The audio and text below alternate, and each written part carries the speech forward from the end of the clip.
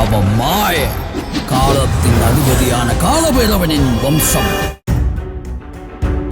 கனமழை மற்றும் புயல் எச்சரிக்கை காரணமாக மீன்பிடிக்க கடலுக்கு செல்ல வேண்டாம் என்ற எச்சரிக்கையை மீறுபவர்களுக்கு நலத்திட்ட உதவிகள் எதுவும் வழங்கப்படாது என ராமநாதபுரம் மாவட்ட மீன்வளத்துறை அதிகாரிகள் தெரிவித்துள்ளனர். தடையை மீறி கடலுக்கு மீன்பிடிக்க சென்றதாக 20 படகுகள் மீது கடல் ஒழுங்குமுறை சட்டத்தின்படி நடவடிக்கை எடுக்க பரிந்துரைக்கப்பட்டுள்ளதாகவும் அதிகாரிகள் தெரிவித்தனர்.